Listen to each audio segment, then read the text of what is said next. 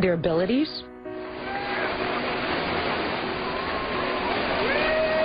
their talents, or simply their smile.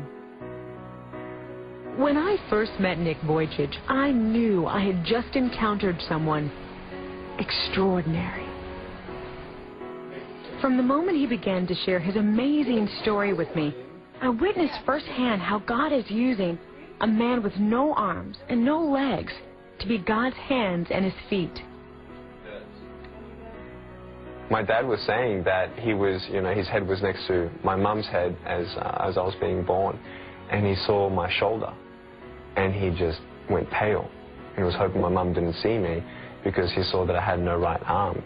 And my dad had to leave the room, and he couldn't believe what he saw. And the doctor came in, and my dad said, "My son, he has no right arm." And he says, "No, your son has no arms or legs." And he said he nearly fell on the floor. He couldn't believe it. And the whole church was mourning, like, why would God let the pastor's son be born that way? And my mum, at first, she didn't want to hold me. She didn't want to, breastfeed me and all that. She just felt very uncomfortable for the first 4 months. And it took them quite a while before they could trust in God that he didn't make a mistake, that he didn't forget them or me. Nick's parents gave their fear and even disappointment in their son's disability over to the Lord. They chose to trust God and his promise that he had a plan and purpose, a hope and a future for their son. But as the years passed, Nick, on the other hand, had many challenges, trusting in a God that he felt gave him less. I challenged God. I said, "God, I know that I'm a sinner.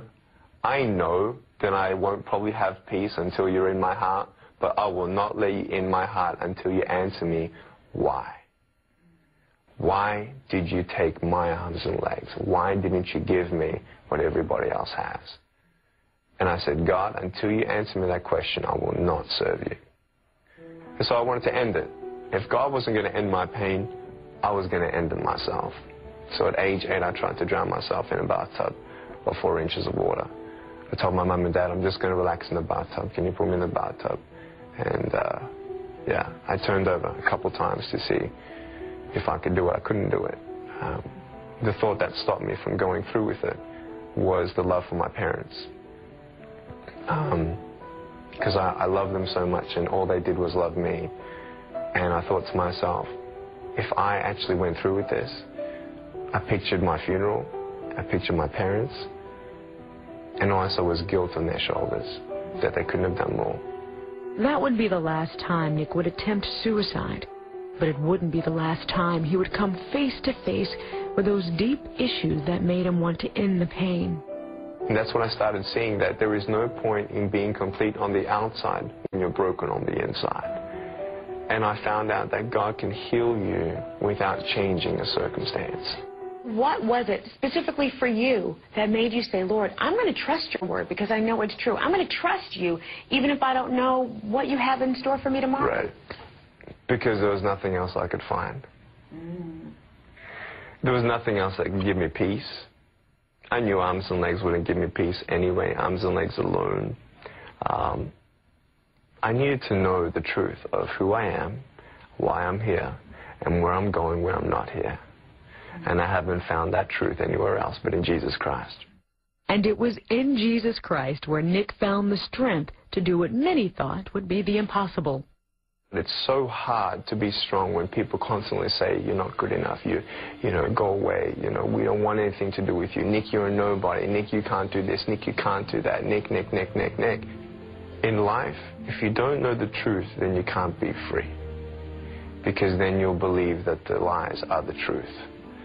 But once we realize that when we read the Word of God and you know the truth of who you are, I am not a man without arms and legs.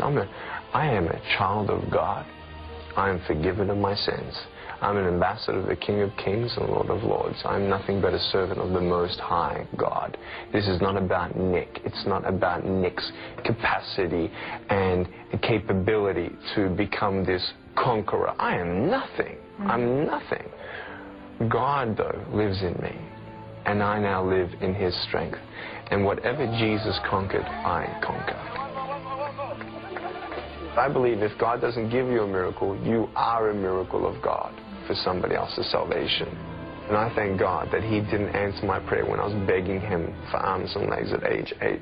Because guess what? Because I have no arms and no legs, he's using me all around the world. And we've seen so far approximately, this is conservative, 200,000 souls come to Jesus Christ for the very first time in the last 6-7 years. And what would you rather? Would you rather have arms and legs, Nick, here on earth and no arms? No. Whatever his will is.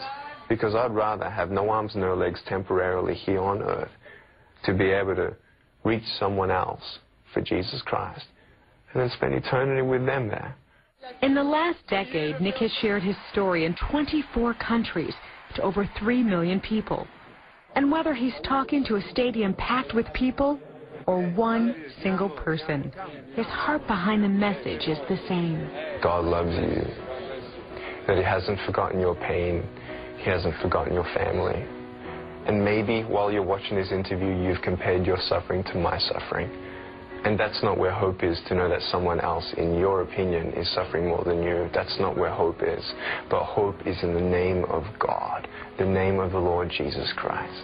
Hope is when you compare your suffering to the infinite, immeasurable love and grace of God. Isaiah 40, verse 31 says, "Those who wait upon the Lord will renew their strength. They shall mount up on wings as eagles." I didn't need my circumstance to change. I don't need arms and legs. I need the wings of the Holy Spirit. And I'm flying because I know Jesus is holding me up. Don't give up on God, because God will not give up on you.